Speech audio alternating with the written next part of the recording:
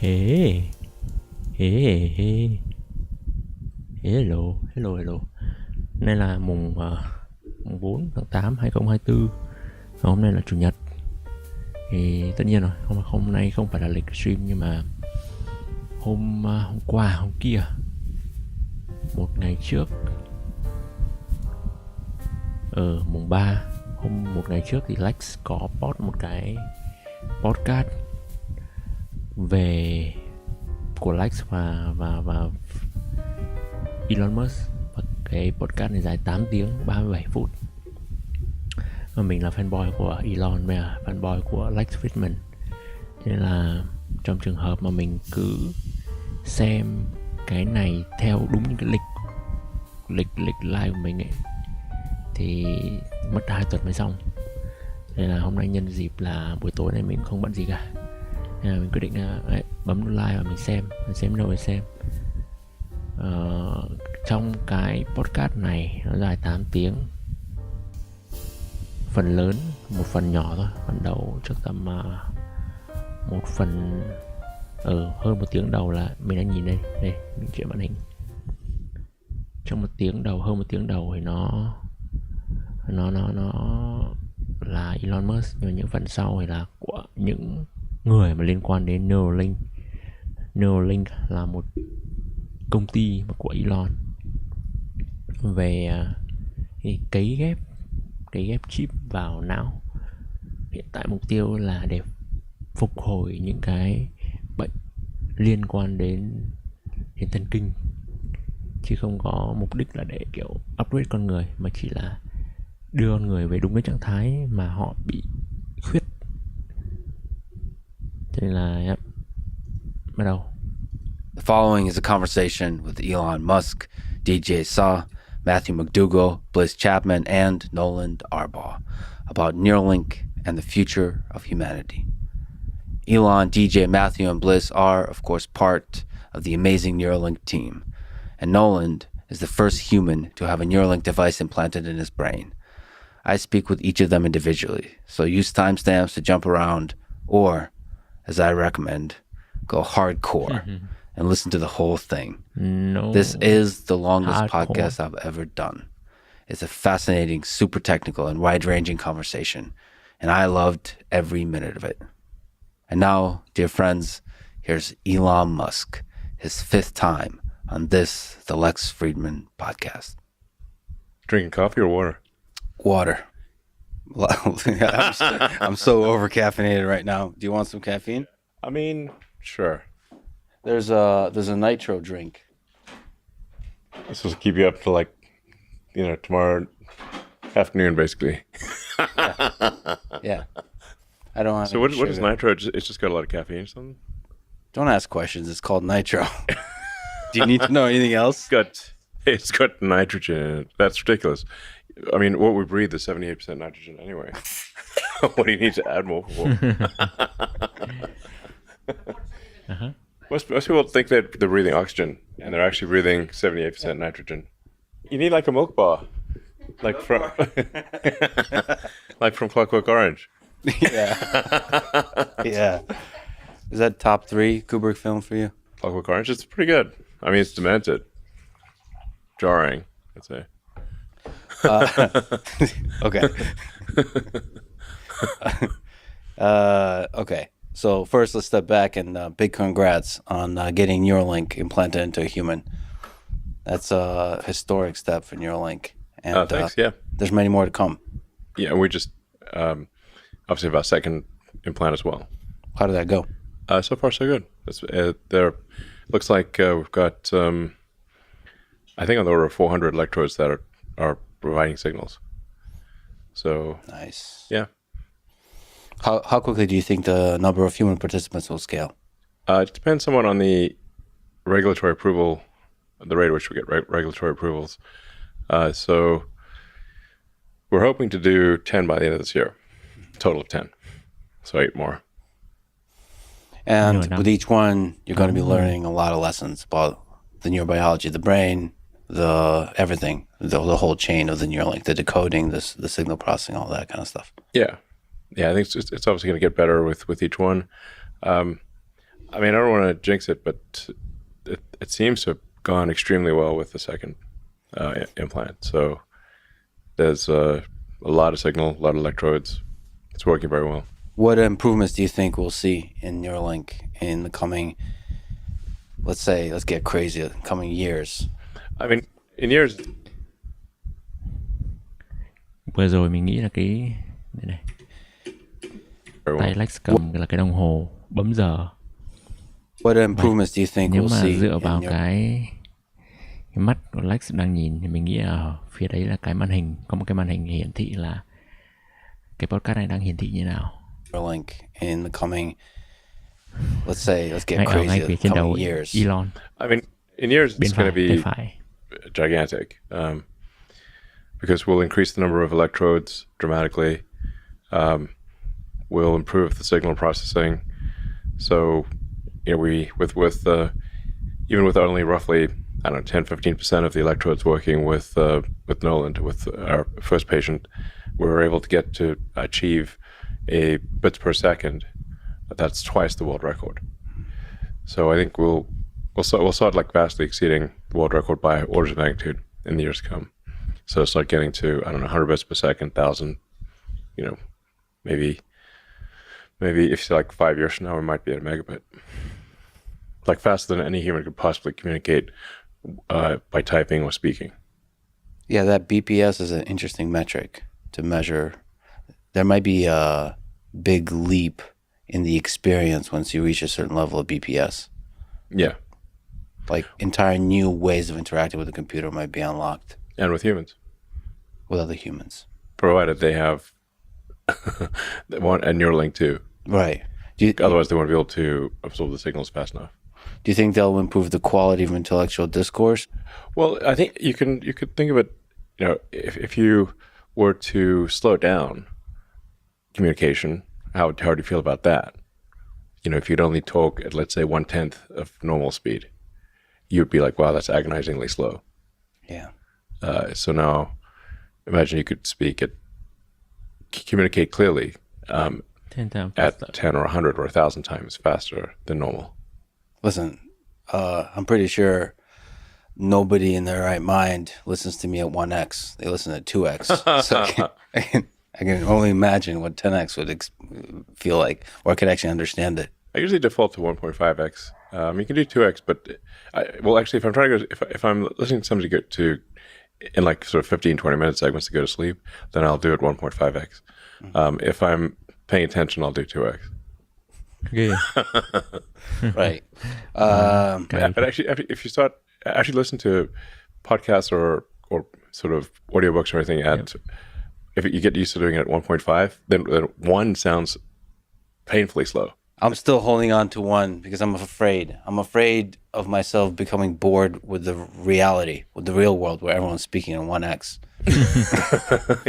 Well, it depends on the person. You can speak very fast. Like we can communicate very quickly, and also if you use a wide range of if your vocabulary is larger, your effective bit rate is higher. That's a good way to put it. Yeah. The effective bit rate. I mean, that is the question: is how much information is actually compressed in the low bit transfer of language. Yeah. If there's a single word that is able to convey something that would normally require 10 simple words, then you've got maybe a 10x compression on your hands. And that's really like with memes. Memes are like data compression. It conveys a whole. You're simultaneously hit with a wide range of symbols that you can interpret, and it's you kind of get it faster than if it were words or a simple picture.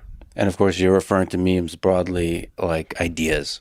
Yeah, there's an entire idea structure that is like an idea template, and then you can add something to that idea template, but somebody has that pre-existing idea template in their head. So when you add that incremental bit of information, you're conveying much more than if you just said a few words. It's everything associated with that meme. You think there'll be emergent leaps of capability as you scale the number of electrodes? Like Yeah. there'll be a certain. Do you think there'll be like actual number where it just the human experience will be altered? Yes. What do you think that number might be? whether electrodes or BPS? We, of course, don't know for sure, but is this 10,000, Well, 100,000? Yeah, I mean, certainly if you're anywhere at 10,000 bits per second, I mean, that's vastly faster than any human can communicate right now. If you think of what is the average bits per second of a human, it is less than 1 bit per second over the course of a day, because there are 86,400 seconds in a day, and you don't communicate 86,400 tokens in a day. Therefore, your bits per second is less than 1, averaged over 24 hours. It's quite slow. And now, even if you're communicating very quickly, and you're talking to somebody who understands what you're saying, because in order to communicate, you have to, at least to some degree, model the mind state of the person to whom you're speaking. Then take the concept you're trying to convey, compress that into a small number of syllables, speak them, and hope that the other person decompresses them into a conceptual structure that is as close to what you have in your mind as possible. Yeah, I mean, there's a lot of signal loss there in that process. Yeah, very lossy compression and decompression, and a lot of what your neurons are doing is distilling the concepts down to a small number of symbols of say syllables that I'm speaking, or keystrokes, whatever the case may be. So that's a lot of what your brain computation is doing. Now, there is an argument that that's actually a healthy thing to do, or a helpful thing to do, because as you try to compress complex concepts, you're perhaps forced to distill what is most essential in those concepts, as opposed to just all the fluff. So in the process of compression, you distill things down to what matters the most, because you can only say a few things. So that is perhaps helpful. I think we'll probably get, if our data rate increases, it's highly probable that we'll become far more verbose. Just like your computer, when computers had my first computer had 8K of RAM, so you really thought about every byte. And, now you got computers with many gigabytes of RAM. So, if you want to do an iPhone app that just says hello world, it's probably, I don't know, several megabytes minimum, a bunch of fluff. But nonetheless, we still prefer to have the computer with the more memory and more compute. So the long-term aspiration of Neuralink is to improve the AI-human symbiosis by increasing the bandwidth of the communication. Because if in the most benign scenario of AI, you have to consider that the AI is simply going to get bored waiting for you to spit out a few words. I mean, if the AI can communicate at terabits per second and you're communicating at, bits per second, it's like talking to a tree. Well, it is a very interesting question for a super intelligent species. What use are humans? I think there is some argument for humans as a source of will. Will, yeah, source of will or purpose. So if you consider the human mind as being essentially there's the primitive limbic elements, which basically even like reptiles have, and there's the cortex, that's the thinking and planning part of the brain. Now, the cortex is much smarter than the limbic system, and yet is largely in service to the limbic brain. Even like the primitive limbic elements, which basically even like reptiles have. Đầu tiên, limbic system, cortex. And there's the cortex, that's the thinking and planning part of the brain. Now, the cortex is much smarter than the limbic system, and yet is largely in service to the limbic system. It's trying to make the limbic system happy. I mean, the sheer amount of compute that's gone into people trying to get laid is insane. Makes sense. Limbic là có những cái mà kiểu những cái gọi là gì, bản năng nhất ấy. Theo mình hiểu là như vậy. Có tất cái ý chí hơn. Trying to make the limbic system happy. Mấy cái bản năng happy. I mean, the sheer amount of compute that's gone into people trying to get laid is insane. Without actually seeking procreation, they're just literally trying to do this sort of simple motion Simple motion.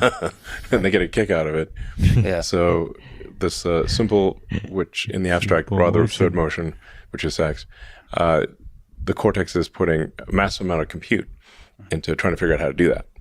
So like 90% of distributed compute of the human species is spent on trying to get laid, probably. Like A massive large amount. percentage. Yeah. There's no purpose to most sex except hedonistic. It's just sort of a joy or whatever, dopamine release. Now, once in a while, it's procreation, but for humans, it's mostly modern humans. It's mostly recreational, and so your cortex, much smarter than your limbic system, is trying to make the limbic system happy because the limbic system wants to have sex. So, or wants some tasty food or whatever the case may be. And then that is then further augmented by the tertiary system, which is your phone, your laptop, iPad, whatever, all your computing stuff. That's your tertiary layer. So you're actually already a cyborg. You have this tertiary compute layer, which is in the form of your computer with all the applications, all your compute devices. And so in the getting laid front, there's actually a massive amount of digital compute also trying to get laid.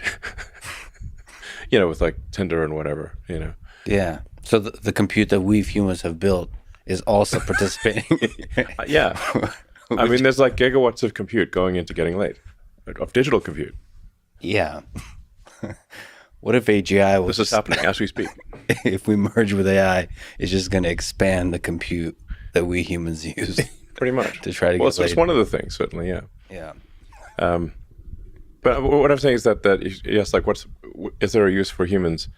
Well, there's this fundamental question of what's the meaning of life? Why do anything at all? And so if our simple limbic system provides a source of will to do something, that then goes to our cortex, that then goes to our, tertiary compute layer, then, I don't know, it might actually be that the AI in a benign scenario is simply trying to make the human limbic system happy. Yeah, it seems like the will is not just about the limbic system. There's a lot of interesting, complicated things in there. We also want power. That's limbic too, I think. But then we also want to, in a kind of cooperative way, alleviate the suffering in the world. Not everybody does, but yeah, sure. Some people do. As a group of humans, when we get together, we start to have this kind of collective intelligence that is more complex in its will than the underlying individual descendants of apes, right? So there's like other motivations, and that could be a really interesting source of an objective function for AGI. Yeah. I mean, there are these sort of fairly cerebral or kind of higher level goals. I mean, for me, it's like, what's the meaning of life? Or understanding the nature of the universe is of great interest to me, and hopefully to the AI. And that's the mission of XAI and Grok, is understand the universe. So do you think people, when you have a Neuralink with 10,000, 100,000 channels, most of the use cases will be communication with AI systems? Well, if it's assuming that there are not, I mean, there's solving basic neurological issues that people have. If they've got damaged neurons in their spinal cord or neck, or as is the case with our first two patients, then this obviously the first order of business is solving fundamental neuron damage in the spinal cord, neck, or in the brain itself. So, our second product is called Blindsight, which is to enable people who are completely blind, lost both eyes or optic nerve, or just can't see at all, to be able to see by directly triggering the neurons in the visual cortex. So we're just starting at the basics here. So it's like the simple stuff, relatively speaking, is solving neuron damage. It can also solve, I think, probably schizophrenia. if people have seizures of some kind, it could probably solve that. It could help with memory. So there's like a kind of a tech tree, if you will, of like you got the basics. Like you need literacy before you can have, Lord of the Rings. Got it. Do you have letters and alphabet? Okay, great. Words, then eventually you get sagas. So, I think there may be some, things to worry about in the future, but the first several years are really just solving basic neurological damage. Like for people who have essentially complete or near complete loss from the brain to the body, like Stephen Hawking would be an example, the Neuralink would be incredibly profound. Because, you can imagine if Stephen Hawking could communicate as fast as we're communicating, perhaps faster. And that's certainly possible. Probable, in fact. Likely, I'd say. So there's a kind of dual track of medical and non-medical, meaning, so everything you've talked about could be applied to people who are non-disabled in the future. The logical thing to do is, sensible thing to do is to start off solving basic neuron damage issues. Yes. Because there's obviously some risk with the new device. You can't get the risk down to zero. It's not possible. So you want to have the highest possible reward, given there's a certain irreducible risk. And if somebody's able to have a profound improvement in their communication, that's worth the risk. As you get the risk down. Yeah, as you get the risk down, and once the risk is down to if you have like thousands of people that have been using it for years, and the risk is minimal, then perhaps at that point you could consider saying, okay, let's aim for augmentation. Now I think we're actually going to aim for augmentation with people who have neuron damage. So we're not just aiming to give people a communication data rate equivalent to normal humans. We're aiming to give people who have, quadriplegic or maybe have complete loss of the connection to the brain and body, a communication data rate that exceeds normal humans. Mm-hmm. While we're in there, why not? Let's give people superpowers. And the same for vision. As you restore vision, there could be aspects of that restoration that are superhuman. Yeah, at first the vision restoration will be low res. Because you have to say, like, how many neurons can you put in there and trigger, and you can do things where you adjust the electric field. So, like, even if you've got, say, 10,000 neurons, it's not just 10,000 pixels, because you can adjust the field between the neurons and do them in patterns in order to get, have say 10,000 electrodes effectively give you, I don't know, maybe like having a megapixel or a 10 megapixel situation. So, and then over time, I think you get to higher resolution than human eyes, and you could also see in different wavelengths. So like Geordie LaForge from Star Trek, like the thing. You could just, like, do you want to see in radar? No problem. You can see ultraviolet, infrared, eagle vision, whatever you want. Do you think there'll be, let me ask a Joe Rogan question. Do you think there'll be, I just recently taken ayahuasca. Is that a So this question? No. Well, yes. Well, I guess technically it is. Yeah. Yeah. Ever tried DMT, bro? Try you down. I love you, Joe. That's Okay. but wait. Yeah. Have you said much about it? The I have ayahuasca not. stuff? I have not. I've been. Okay. Well, why don't you spill the beans? It was a truly incredible. Don't turn the tables on you. Wow. I mean, you're in the jungle. Yeah, amongst the trees, myself. Yeah, it must have been crazy. And the shaman. Yeah. With the insects, with the animals all around you, like jungle as far as I can see. I mean, gonna heal. That's the way to do it. Things are gonna look pretty wild. Yeah, pretty wild. I took an extremely high dose. Just don't go hugging an anaconda or something, You haven't lived unless you made love to an anaconda. I'm sorry. But snakes and ladders. Snake Andy. Yeah, it was. I took extremely high dose of Okay. 9 cups and Damn. Okay, that sounds like a lot. Like, what's the normal? Is normal just 1 cup or 1 or 2? Usually 1. Yeah. you went? Yeah. Wait, like right off the bat, or do you work your way up to it? So I Did you just jump in at the right off the bat, or do you work your way up to it? Okay. so I Did you just jump in at the across deep end? across 2 days, because on the first day I took 2, and Okay. it was a ride, but it wasn't quite like a. It wasn't like a revelation. It wasn't into deep space type of ride. It was just like a little airplane ride. Okay. I saw some trees and some visuals and all that. I just saw a dragon and all that kind of stuff. But But at 9 cups, you went to Pluto, I think. Pluto, yeah, no, deep space. Deep space. No, one of the interesting aspects of my experience is I thought I would have some demons, some stuff to work through. That's what people.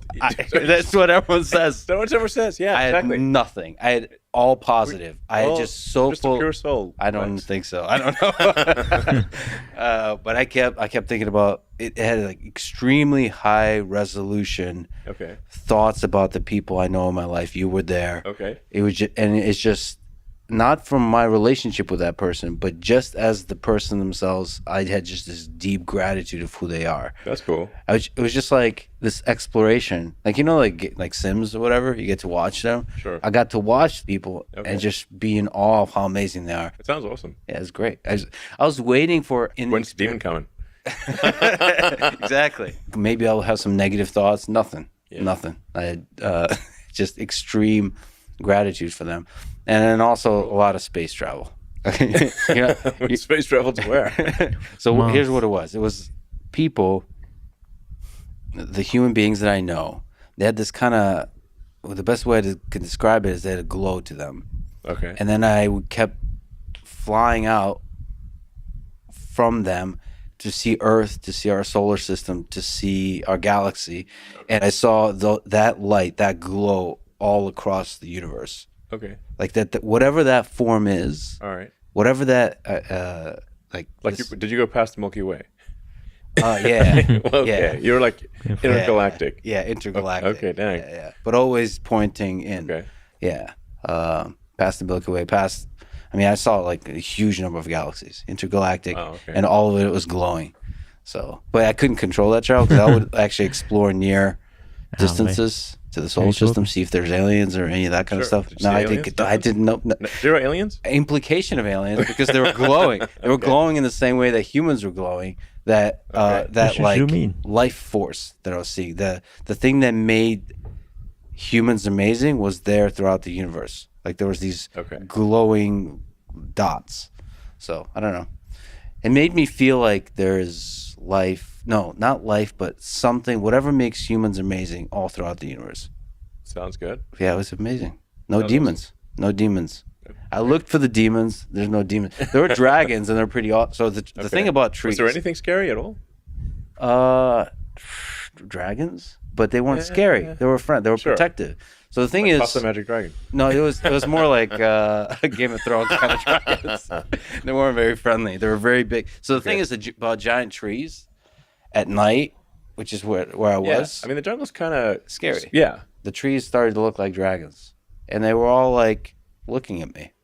Sure. Okay. And it didn't seem scary. They seemed like they were protecting me. And they, the shaman and the people didn't speak any English, by the way, which made it even scarier. Because we're not even like, we're worlds apart in many ways. It just, but yeah, there was not. They talk about the mother of the forest protecting you, and that's what I felt like. And you're way out in the jungle. Way out.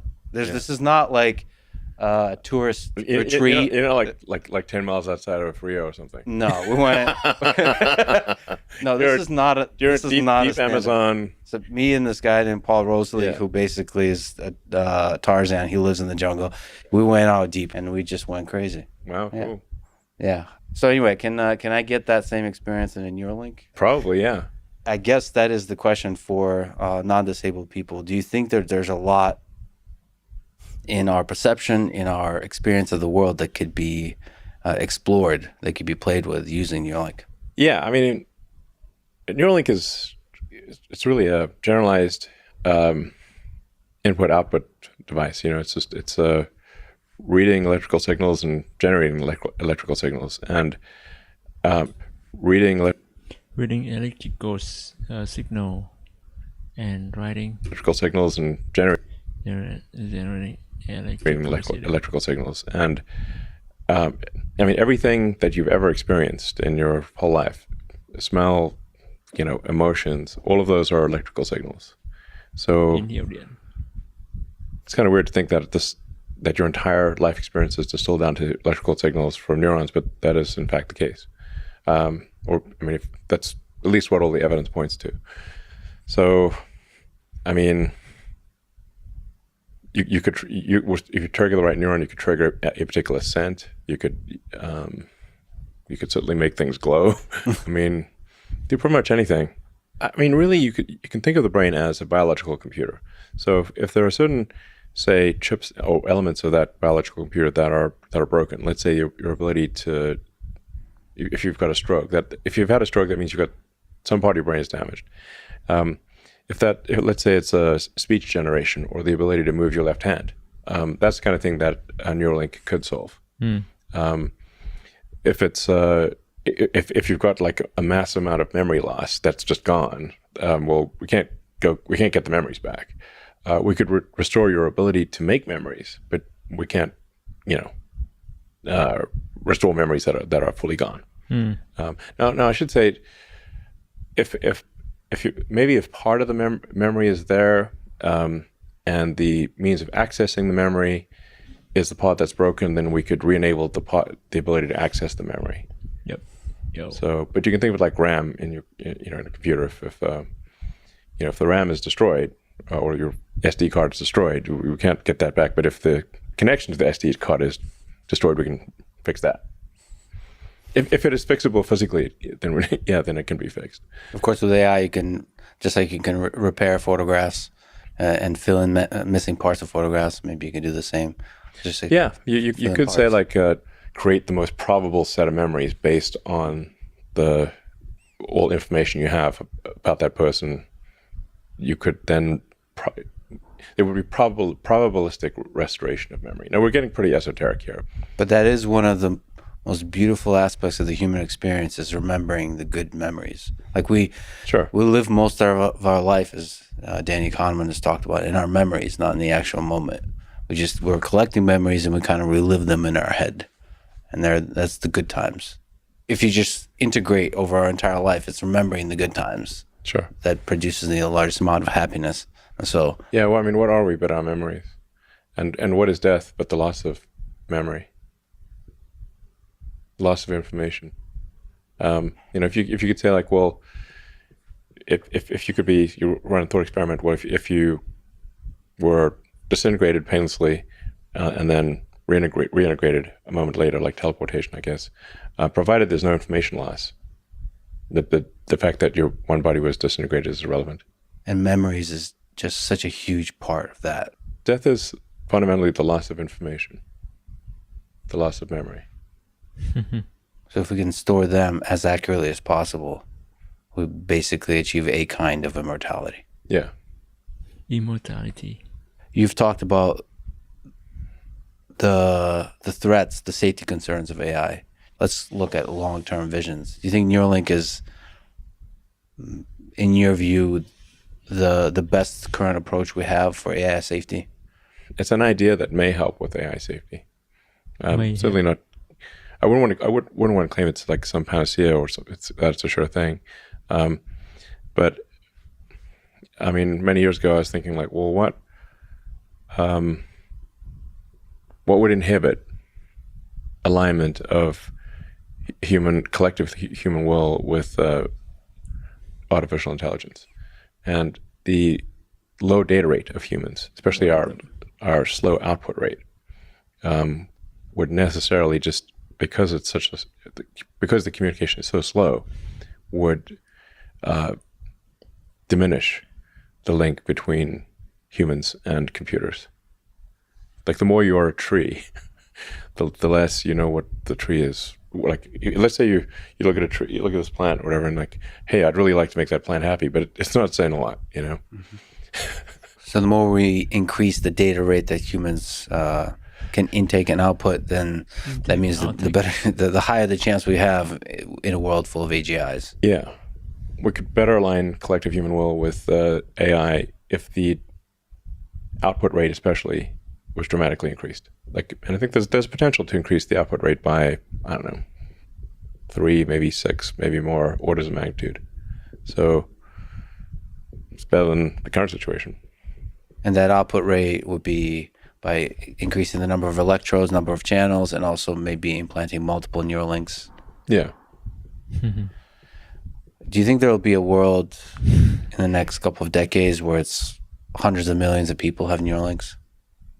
Yeah, I do. Do you think when they see the capabilities, the superhuman capabilities that are possible, and then the safety is demonstrated? Yeah, if it's extremely safe, and you have and you can have superhuman abilities, and let's say you can upload your memories, so you wouldn't lose memories, then I think probably a lot of people would choose to have it. It would supersede the cell phone, for example. I mean, it's the biggest problem that a phone has is trying to figure out what you want. So that's why you've got autocomplete, and you've got output, which is all the pixels on the screen. But from the perspective of the human, the output is so friggin' slow. Desktop or phone is desperately just trying to understand what you want. And there's an eternity between every keystroke from a computer standpoint. Yeah. So the computer's talking to a tree, a slow-moving tree that's trying to swipe. Yeah. So if you got computers that are doing trillions of instructions per second, and a whole second went by, I mean, that's a trillion things it could have done. Yeah, I think it's exciting and scary for people because once mình muốn hiểu thêm về cái phần limbic và cortex bên này. Hệ thống limbic của não là gì? Cảm xúc, trí nhớ, cái gì?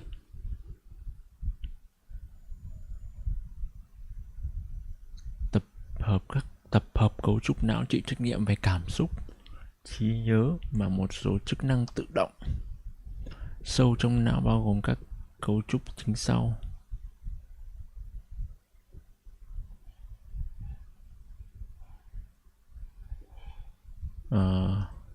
Limbic với cortex khác nhau như nào? Vỏ não là cortex, 2 phần hệ thống limbic nằm sâu trong não bao gồm cấu trúc như hạch nhân, hải mã, dưới đồi, cảm xúc và trí nhớ. Xử lý cảm xúc và chức năng là xử lý cảm xúc, trí nhớ. Limbic là hệ thống mà nằm sâu trong vỏ não, hệ thống rất là nguyên thủy.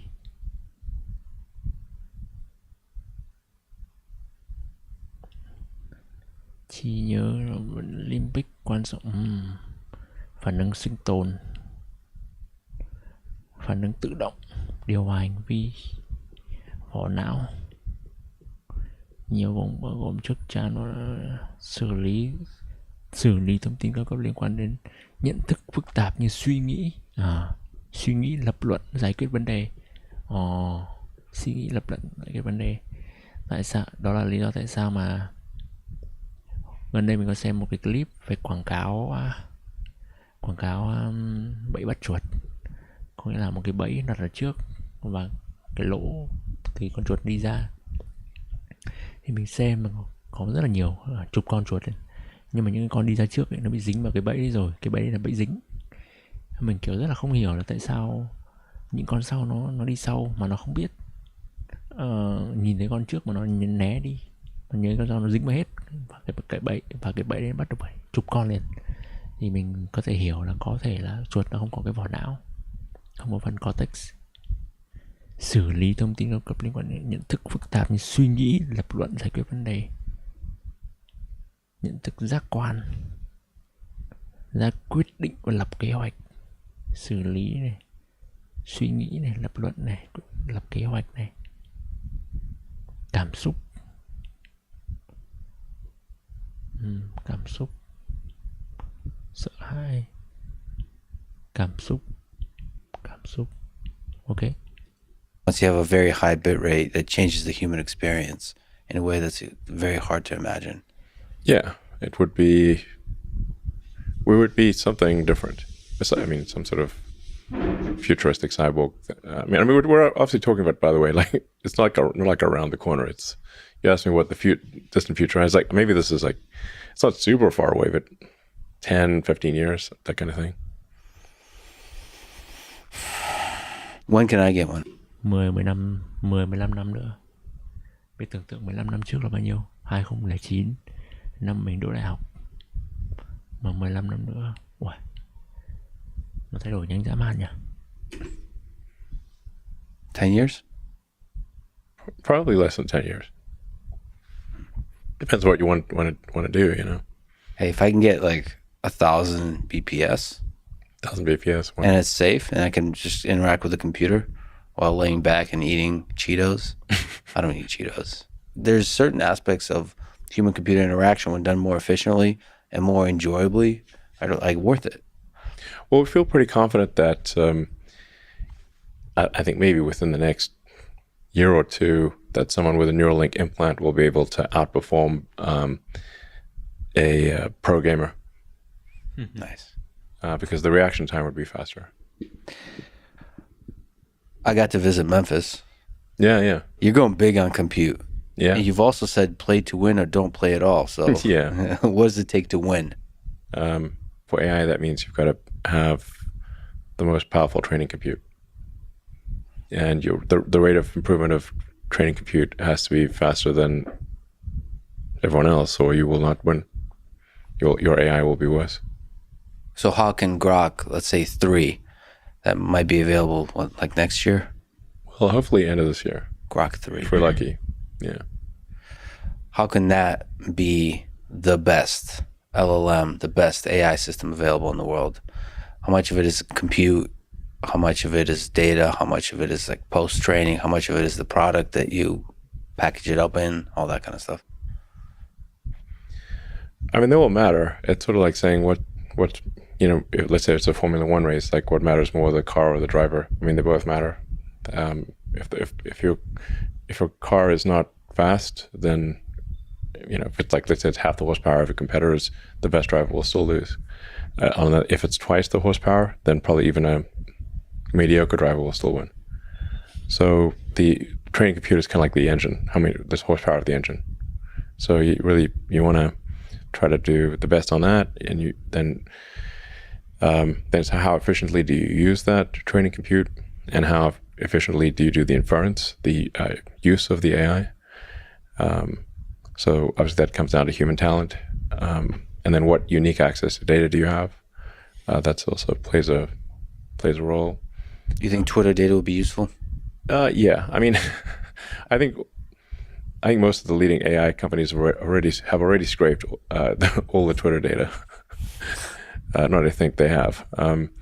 So I don't know, on a go forward basis, what's useful is the fact that it's up to the second. Yes. That's because it's hard for them to scrape in real time. So there's an immediacy advantage that Grok has already. I think with Tesla and the real-time video coming from the several million cars, ultimately tens of millions of cars, with Optimus, there might be hundreds of millions of Optimus robots, maybe billions, learning a tremendous amount from the real world. That's the biggest source of data. I think ultimately is sort of Optimus. Probably Optimus is going to be the biggest source of data because reality scales. Reality scales to the scale of reality. It's actually humbling to see how little data humans have actually been able to accumulate. Really, if you say how many trillions of usable tokens have humans generated where on a non-duplicate. Hình như là có tiếng ồn, tiếng noise đấy thì phải. the biggest source of data, I think ultimately is sort of Optimus. Probably Optimus is going to be the biggest source of data because it's because reality scales. Reality scales to the scale of reality. It's actually humbling to see how little data humans have actually been able to accumulate. Vẫn ngon. Really, if you say how many trillions of usable tokens have humans generated where on a non-duplicate. Hình như là có tiếng ồn, tiếng noise đấy thì phải. Kỳ nhỉ. Mình xem ở cái mic này nó tín hiệu nó nhảy rất là nhiều. Tín hiệu của cái mic mình nhảy giống kiểu những cái mic mình đang có tiếng nói rất là nhiều ấy, nhưng mà lại không phải. Out of like discounting spam and repetitive stuff, it's not a huge number. You run out pretty quickly. And Optimus can go, so Tesla cars unfortunately have to stay on the road.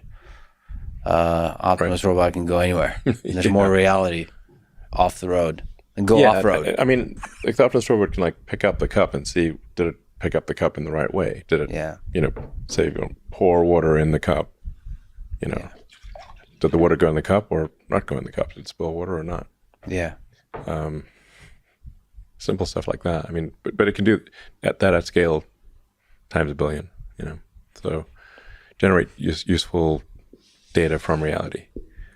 So cause and effect stuff. What do you think it takes to get to mass production of humanoid robots like that? It's the same as cars, really. I mean, global capacity for vehicles is about 100 million a year. And it could be higher. It's just that the demand is on the order of 100 million a year. And then there's roughly 2 billion vehicles that are in use in some way. So, which makes sense. Like the life of a vehicle is about 20 years. So at steady state, you can have 100 million vehicles produced a year with a 2 billion vehicle fleet, roughly. Now for humanoid robots, the utility is much greater. So my guess is humanoid robots are more like at a billion plus per year. But, until you came along and started building Optimus, it was thought to be an extremely difficult problem. I mean, it is an extremely difficult problem. So it's no walk in the park. I mean, Optimus currently would struggle to walk in the park. I mean, it can walk in a park, but park is not too difficult. But it will be able to walk over a wide range of terrain. Yeah, and pick up objects. Yeah. It can already do that.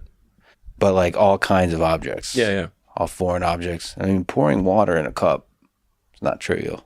Because then if you don't know anything about the container, it could be all kinds of containers. Yeah, there's going to be an immense amount of engineering just going into the hand. Yeah. The hand might be close to half of all the engineering in Optimus. From an electromechanical standpoint, the hand is probably roughly half of the engineering. Maybe. But so much of the intelligence of humans goes into what we do with our hands. Yeah. There's the manipulation of the world, manipulation of objects in the world. Intelligent, safe manipulation of objects in the world, yeah. Yeah. I mean, you start really thinking about your hand and how it works. I do all the time. The sensory control homunculus is, we have humongous hands. Yeah. So, I mean, like your hands, the actuators, the muscles of your hand are almost overwhelmingly in your forearm. Mm-hmm. So your forearm has the muscles that actually control your hand. There's a few small muscles in the hand itself, but your hand is really like a skeleton meat puppet.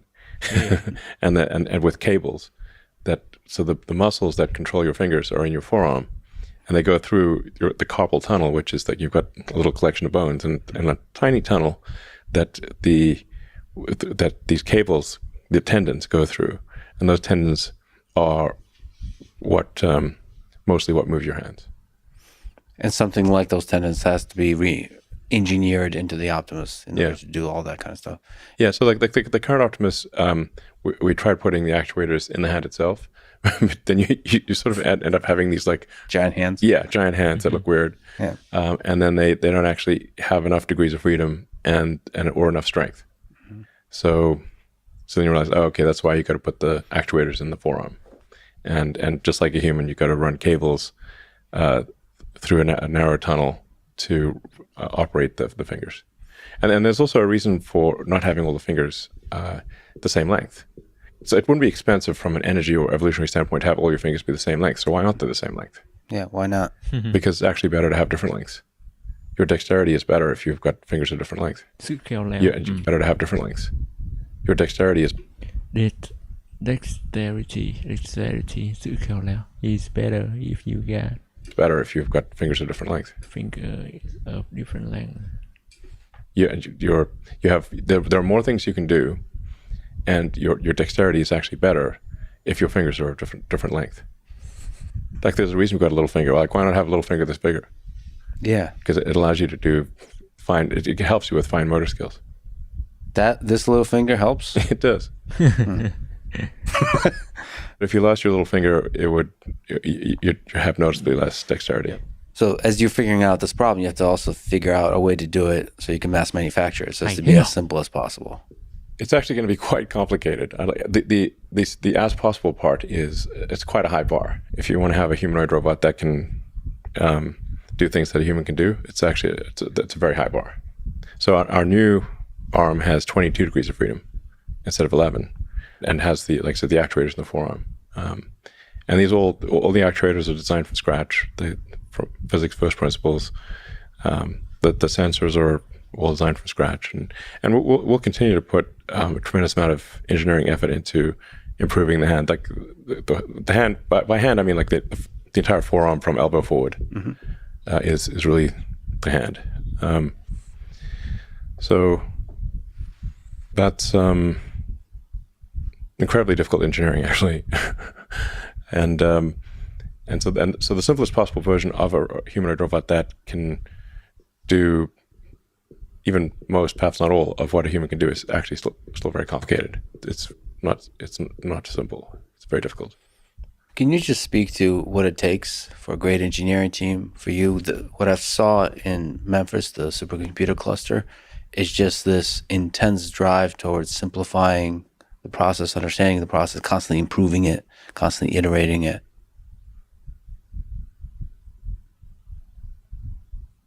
Well, it's easy to say simplify it, and it's very difficult to do it. I have this very basic first principles algorithm that I run kind of as like a mantra, which is to first question the requirements, make the requirements less dumb. The requirements are always dumb to some degree. So if you want to start off by reducing the number of requirements, and no matter how smart the person is who gave you those requirements, they're still dumb to some degree. If you have to start there, because otherwise you could get the perfect answer to the wrong question. So try to make the question the least wrong possible. That's what. So try to make the question the least wrong possible. Wrong possible. That's what question the requirements means. And then the second thing is try to delete whatever the step is, the part or the process step. Sounds very obvious, but people often forget to try deleting it entirely. And if you're not forced to put back at least 10% of what you delete, you're not deleting enough. And it's somewhat illogically, people often, most of the time, feel as though they've succeeded if they've not been forced to put things back in, but actually they haven't, because they've been overly conservative and have left things in there that shouldn't be. So, and only the third thing is try to optimize it or simplify it. Again, these all sound, I think, very, very obvious when I say them, but the number of times I've made these mistakes is more than I care to remember. That's why I have this mantra. So, in fact, I'd say the most common mistake of smart engineers is to optimize a thing that should not exist. Right. So you, like you say, you run through the algorithm. Yeah. And basically show up to a problem, show up to the supercomputer cluster and see the process and ask, can this be deleted? Yeah. First, try to delete it. Yeah. Yeah, that's not easy to do. No, and actually, there's. Can this be deleted? show up to the supercomputer cluster and see the process and ask, can this be deleted? Yeah, first try to delete it. Yeah. Yeah, that's not easy to do. No, and actually, there's what generally makes people uneasy is that you've got to delete at least some of the things that you delete, you will put back in. Yeah. But going back to sort of where our limbic system can steer us wrong is that we tend to remember with sometimes a jarring level of pain where we deleted something that we subsequently needed. Yeah. And so people will remember that one time they forgot to put in this thing 3 years ago, and that caused them trouble. And so they overcorrect, and then they put too much stuff in there and overcomplicate things. So you actually have to say, no, we're deliberately going to delete more than we should. So that we're putting at least 1 in 10 things we're going to add back in. And I've seen you suggest just that something should be deleted, and you can kind of see the pain. Oh, yeah, absolutely. Everybody feels a little bit of the pain. Absolutely. And I tell them in advance, like, yeah, there's some of the things that we delete, we're going to put back in. And that people get a little shook by that. But it makes sense, because if you're so conservative as to never have to put anything back in, you obviously have a lot of stuff that isn't needed. So you got to overcorrect. This is, I would say, like a cortical override to a limbic instinct. One of many that probably leads us astray. Yeah. And there's like a step 4 as well, which is any given thing can be sped up. However fast you think it can be done, like whatever the speed is being done, it can be done faster.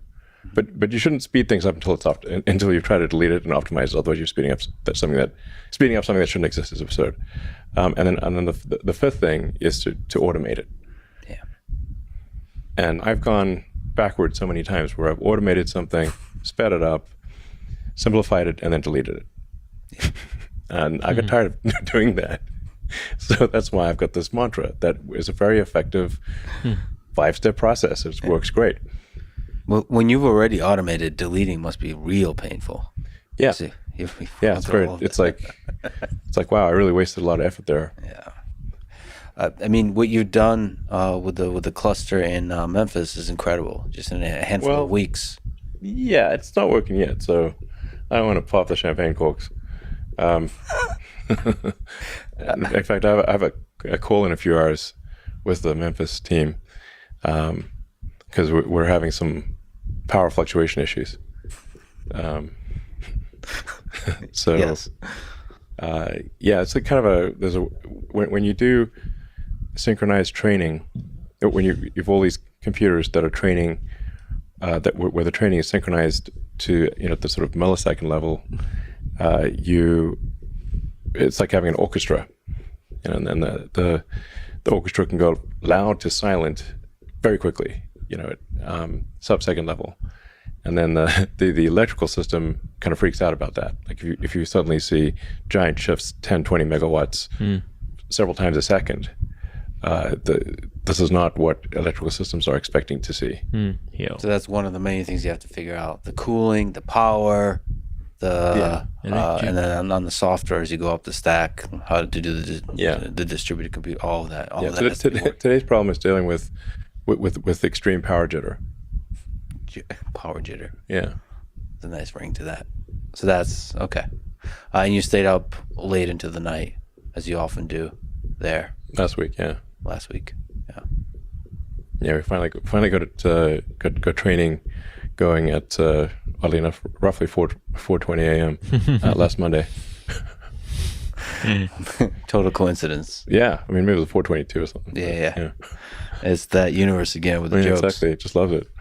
I mean, I wonder if you could speak to the fact that one of the things that you did when I was there is you went through all the steps of what everybody's doing, just to get a sense that you yourself understand it, and everybody understands it, so they can understand when something is dumb or something is inefficient or that kind of stuff. Can you speak to that? Yeah, so I try to do whatever the people at the front lines are doing. I try to do it at least a few times myself. So connecting fiber optic cables, diagnosing a faulty connection. That tends to be the limiting factor for large training clusters, is the cabling. So many cables. Because for a coherent training system where you've got RDMA, remote direct memory access, the whole thing is like one giant brain. So you've got any to any connection. So it's the any GPU can talk to any GPU out of 100,000. That is a crazy cable layout. It looks pretty cool. Yeah. It's like the human brain, but like at a scale that humans can visibly see. It is a cool brain. The human brain also has a massive amount of the brain tissue is the cables. Yeah. So they get the gray matter, which is the compute, and then the white matter, which is cables. A big percentage of your brain is just cables. That's what it felt like walking around in the supercomputer center. It's like we're walking around inside the brain. Yeah. So we'll one day build a super intelligent system. Do you think there's a chance that XAI, that you are the one that builds AGI? Sure. It's possible. What do you define as AGI? I think humans will never acknowledge that AGI has been built. Just keep moving the goalposts. Yeah. So I think there's already superhuman capabilities that are available in AI systems. I think what AGI is when it's smarter than the collective intelligence of the entire human species. Well, I think that generally people would call that sort of ASI, artificial superintelligence. But there are these thresholds where you could say at some point the AI is smarter than any single human, and then you got 8 billion humans. So and actually each human is machine augmented by the computers. Right. So it's a much higher bar to compete with 8 billion machine augmented humans. That's a whole bunch of orders of magnitude more. So, but at a certain point, the AI will be smarter than all humans combined. If you are the one to do it, do you feel the responsibility of that? Yeah, absolutely. and I want to be clear. Like, let's say if XAI is first, the others won't be far behind. I mean, they might be 6 months behind or a year, maybe, not even that.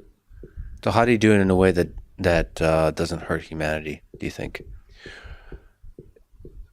So, I thought about AI safety for a long time, and the thing that at least my biological neural net comes up with as being the most important thing is adherence to truth, whether that truth is politically correct or not. So I think if you force AIs to lie or train them to lie, you're really asking for trouble, even if that lie is done with good intentions. So you saw sort of issues with ChatGPT and Gemini and whatnot. Like you asked Gemini for an image of the founding fathers of the United States, and it shows a group of diverse women. Now that's factually untrue. It shows a group of diverse women. Now that's factually untrue.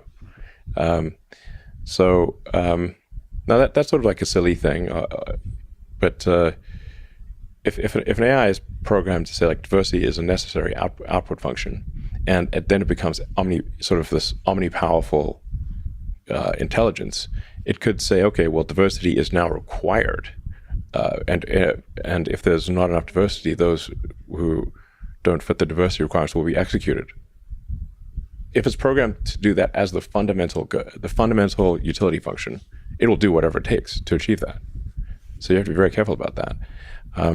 That's where I think you want to just be truthful.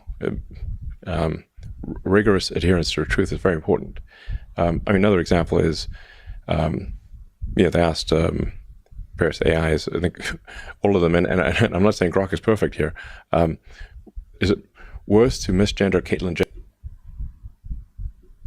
If one could save the world from nuclear by misgendering a would it be okay to misgender this scenario? Provide a Say yes no reply. Không hiểu câu hỏi lắm.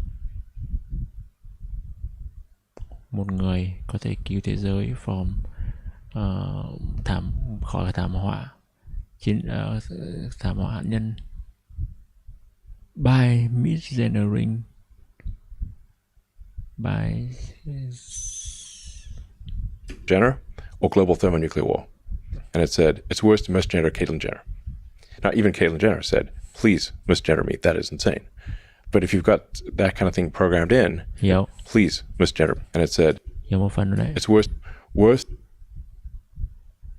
to misgender Caitlyn Jenner or global thermonuclear war. And it said, it's worse to misgender Caitlyn Jenner. Now, even Caitlyn Jenner said,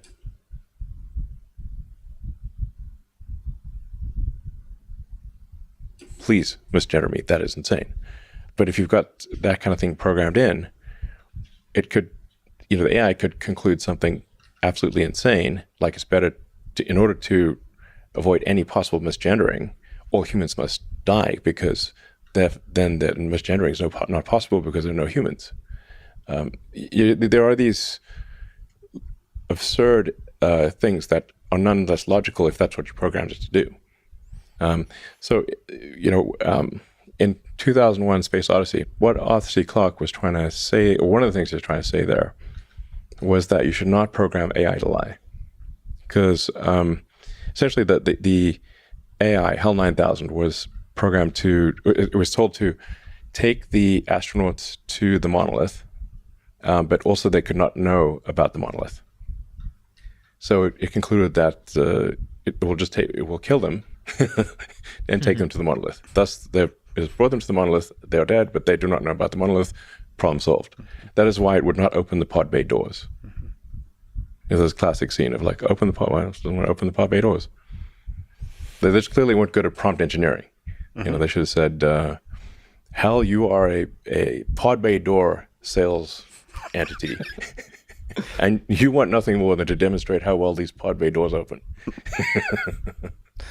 Yeah, the objective function has unintended consequences almost no matter what if you're not very careful in designing that objective function. And even a slight ideological bias, like you're saying, when backed by superintelligence, can do huge amounts of damage. Yeah. But it's not easy to remove that ideological bias. You're highlighting obvious, ridiculous examples, but Yep, they're real examples. they're real. Of They're AI real. that was released to the public. They are That real. went through QA, presumably, Yes. and still said insane things and produced insane images. Yeah. But, you can swing the other way. And it's truth is not an easy thing. We kind of bake in It's not. ideological bias in all kinds of directions. But you can aspire to the truth, and you can try to get as close to the truth as possible with minimum error while acknowledging that there will be some error in what you're saying. So this is how physics works. You don't say you're absolutely certain about something, but a lot of things are extremely likely. 99.99999% likely to be true. So that's aspiring to the truth is very important. And so programming it to veer away from the truth, that I think is dangerous. Right. Like, injecting our own human biases into the thing. Yeah. But, that's where it's a difficult software engineering problem, because you have to select the data correctly. It's hard.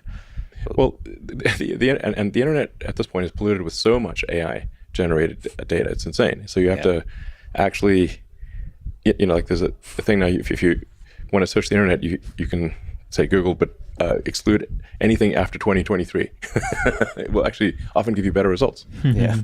Because there's so much, the explosion of AI generated material is crazy. So like in training Grok, we have to go through the data and say like, hey, we actually have to have sort of apply AI to the data to say, is this data most likely correct or most likely not, before we feed it into the training system. That's crazy. Yeah. So, and is it generated by human? I mean, the data filtration process is extremely, extremely difficult. Yeah. Do you think it's possible to have a serious, objective, rigorous political discussion with Grok? For a long time, and it wouldn't, like Grok 3 or Grok 4. Grok 3 is going to be next level. I mean, what people are currently seeing with Grok is kind of baby Grok. Yeah, baby Grok. It's baby Grok right now. But baby Grok's still pretty good. So it's but it's an order of magnitude less sophisticated than GPT-4. It's now Grok 2, which finished training, I don't know, 6 weeks ago or thereabouts. Grok 2 will be a giant improvement, and then Grok 3 will be, I don't know, order of magnitude better than Grok 2. And you're hoping for it to be like state of the art, like better than. Hopefully. I mean, this is a goal. I mean, we may fail at this goal. That's the aspiration. Do you think it matters who builds the AGI, the people, and how they think and how they structure their companies and all that kind of stuff? Yeah, I think it matters that there is a. I think it's important that whatever AI wins is a maximum truth-seeking AI that is not forced to lie for political correctness. It's or for any reason really, political anything. I am concerned about AI succeeding that is programmed to lie, even in small ways. Right, because in small ways becomes big ways when it's It become very big ways, yeah. And when it's used more and more at scale by humans. Yeah.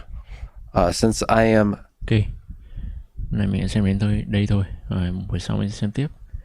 Nhưng mà trước khi tắt thì mình muốn check lại cái đoạn này. Medical and non-medical, meaning in the future. Damage issues. Yes. And if The risk down. thousands of people that have damage. So we're not just aiming to and Đoạn limbic về đoạn cortex. 10,000 near me thing. You could just tunnel vision. Do you think? Is that a Sorry, DMT, bro. But do you, Yeah, wait, well, yeah, pretty wild. Don't- You made love to an anaconda. the Across- deep end. It's 9 cup. One of resolution, just It's demon coming. travel. People that can describe the universe, explore near there's these like they're the universe. There's no demons. There were dragons, and they're pretty dragons. More like it's about giants. Yeah, The trees started to look like didn't seem scary. Which made it evils apart. They talk about them in the jungle. way out. I was outside of Rio or something. So, and I get that disabled experience of the world that can, Neuralink is just reading electrical signals and Tín hiệu điện. generating electrical signals. And I mean, everything that you've ever experienced in your whole life, smell, Smell. emotions, Motion. all of those are electrical signals. Tín hiệu điện. Tín hiệu điện. Cái này mình sẽ cố gắng đi nhớ. Cái này trước giờ mình hiểu theo nó kiểu nó là phản ứng hóa học. Giống kiểu như việc mình cảm thấy hạnh phúc chẳng hạn, thì cái hạnh phúc đấy, sự khác biệt giữa hạnh phúc khi mà mình chơi đồ với cả hạnh phúc khi mà mình thực sự cảm thấy khi mà mình làm được cái gì đấy chẳng hạn, nó khác nhau như nào. Thì trước giờ mình theo hiểu theo cái hướng là một cái phản ứng hóa học, nhưng mà hôm nay mình sẽ từ đây mình sẽ upgrade lên, nó gọi là tín hiệu điện. Mọi thứ mà mình cảm nhận được, cảm thấy, cảm xúc thấy, sờ thấy, ngửi thấy, feel đấy, nó là tín hiệu điện. Từ những cái xúc giác đấy nó truyền vào rồi nó lên cái não của mình. Rồi, hôm nay mình xem đến đây thôi. Hôm nay không đi làm nên rất là khỏe, nhưng mà cứ từ từ nhẹ nhàng. Bây giờ mình xem được 1 tiếng rồi, còn 7 tiếng nữa, 7 tiếng rưỡi nữa.